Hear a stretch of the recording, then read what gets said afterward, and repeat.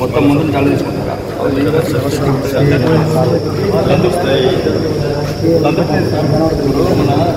First చాలా తీసుకుంటారా? నాకు మొత్తం తెలుసు, రాకపోతే తెలుసు, రాకపోతే తెలుసు మొత్తం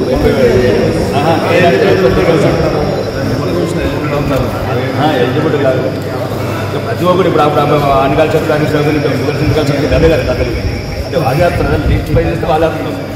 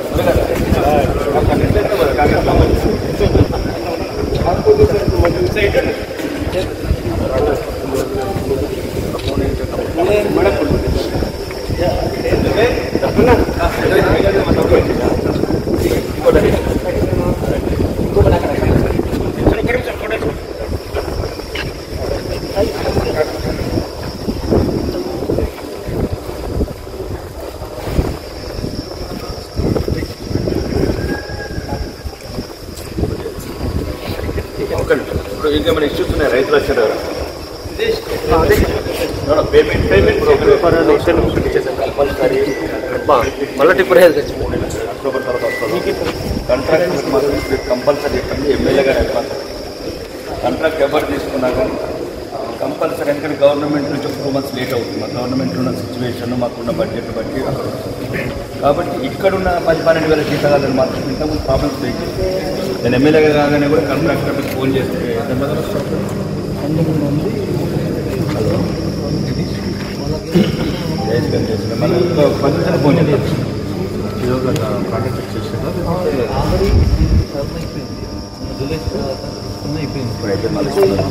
ఇప్పుడు టెండర్ పిలుస్తారు నవంబర్లో వెళ్తారు అంటే ఇక్కడ సమస్య ఏమవుతుందంటే కాంట్రాక్టర్ ఉన్నోడికి గవర్నమెంట్ డబ్బులు ఇస్తలేదు ఏర్పడికి 10-12 వేల జిల్లాలకేమో కడుపు ఆదా ఇస్తున్నారు అది కూడా బట్టి ఉంటాయి కుటుంబాల మళ్ళీ నీకు అదే చెప్తున్నా నేనే 10 సార్లు సెక్రటరీకి పోయినా ఆ మోటార్ల రిపేర్ 69 లక్షలు దొంగలకు కూడా భయం ఉంటుంది కదా అట్లా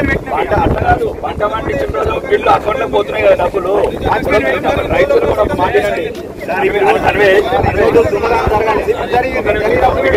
ఇప్పుడు నేను ఇప్పటికి ఒకటి చెప్పిందండి 5 మోటార్లు ఎత్తుకొని ఒకటి 25 లక్షలు ఆయిల్ సరేనండి రైతులకు కూడా కొంచెం సరైన అవగాహన రైతుల అవగాహన ఇక్కడ అన్ని లిఫ్టికేషన్ తిరిగి నేను కామన్ వెళ్తాను రైతులలో ఒకటి ఏంటంటే మాకు పంట వండుతుందా ఇక మాకు ఏమవుతుంది లేదా గవర్నమెంట్ అంతా బోర్డు అయిపోయింది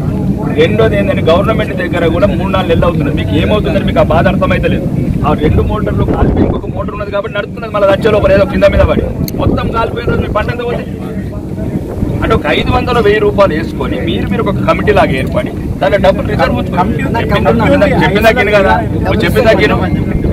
కమిటీ ఉంటే డబ్బులు వసూలు చేసుకొని సీసీ కెమెరాలు పెట్టుకొని టీవీఆర్ పెట్టుకొని 2 వాచ్మెన్లు పెడితే మీ గ్రామంలో 2 బాగుంటుంది ఉదాహరణకు ఇప్పుడు మాకు 35,000 సాగున ఫర్ ఎగ్జాంపుల్ మీకు ఇక్కడ 2,000 ఎకరాలు ఉంది అనుకుందాం 20 లక్షలు మీకు అయ్యేది 4 లక్షలు 16 లక్షలు మీరే ఉంచుకోండి మీకు పంట వండేది 1,26,000 ఒక్క 1000 పెట్టుకోండి మళ్ళీ రెండోది రైతులు కూడా నేను గమనించండి దయచేసి రైతులకు కూడా చెప్తున్నాను మన కోమన్ పిల్ల కూడా చెప్పి ఇవి పేద ప్రజల 139 కోట్లు పెట్టినాం జాగ్రత్త చూసుకోవాలా భూమి ఉన్నోడికే నీళ్ళు వస్తున్నాయి ఉబ్బలేనోడికి ఎట్లా గతి అలా మీద అప్పులు తెచ్చి మేము పెడుతున్నాం లిఫ్ట్లు రైతులు కూడా ఆలోచించాలా ఇప్పుడు 139 కోట్లు మళ్ళీ తీసుకొచ్చినాం దీనికి 40 కోట్లు తీసుకొచ్చినాం కంటము ఏంది గుంజిలి 40 కోట్లు అవన్నీ పేద ప్రజల డబ్బు గుడిసెలేనోడిది గువ్వలేనోడిది అలా మీద అప్పులు తీసుకొచ్చేస్తున్నాం కాబట్టి మీరు కూడా కొద్దిగా ఏం చేయాలా పంటలు మంచిగా పండించుకోవాలా దాన్ని కాపాడుకోవాలా మీ భార్య పిల్లలు మంచిగా చదువుకోవాలా ఊళ్ళో లేనోడిని ఉన్నోడు కూడా చూసుకోవాలి కొద్దిగా అన్నం పెట్టులో మన్ను పెట్టులో మనుషులు పెట్టి పెట్టాలా ఇప్పుడు ఒక 10 ఎకరాల నుండి పొలం పండింది అనుకో నీకు 4 లక్షల రూపాయలు వస్తున్నాయి ఆ 4 లక్షల రూపాయలు లిఫ్ట్ చేసుకుని వచ్చినాయి ఆ లిఫ్ట్ ఏమో పేదోడి లిఫ్ట్ రైతులు కూడా కొద్దిగా అవేర్నెస్ నేర్చుకోండి లేనోడిని ఉన్నోడిని చూసి నేర్చుకోండి గురించి మాట్లాడాలి నేను చెప్పేది సబ్జెక్ట్ ఓవరాల్ గా చెప్తున్నా మీరు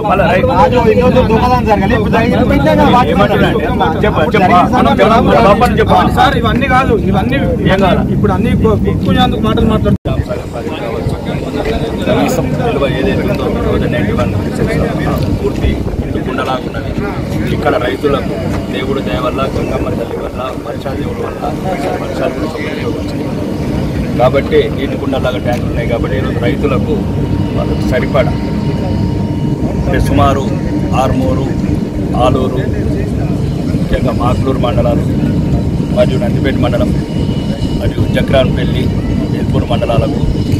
చివరి ఆయకట్టు వరకు ఎంత అవసరమో అంత అవసరం. ఇప్పుడు వాటర్ ఇప్పుడు ఎంతవరకు అయితే వదులుతున్నామో సరిపోదనుకుంటే కూడా మళ్ళీ వదలడానికి మా దగ్గర వాటర్ ఉంది. రైతులు దయచేసి ఎటువంటి అపోహలు పెట్టుకోవద్దు. వాటర్ సరిపడుంది, వేస్ట్ చేసుకోకండి. చివరి ఏదైతే తెలంగాణ యాసలో మడి మడి అంటారు, గుడ్డం అంటారు, చివరి మడి వరకు, చివరి గుడ్డం వరకు, చివరి పేదోడి వరకు ఆ వాటర్ చేరేటట్టు చూడండి. ముందున్నోడు దాన్ని దుర్వినియోగం చేస్తే ఎన్నుకున్నోడికి ఇబ్బంది అవుతుంది. నీళ్లు కొనలేని అవి దేవుడిచ్చిన వాటర్ కాబట్టి సరిగ్గా వాడుకోండి. ముఖ్యంగా ఇప్పుడు ఈ ప్రాంతంలో ప్రభుత్వం ఏదైనా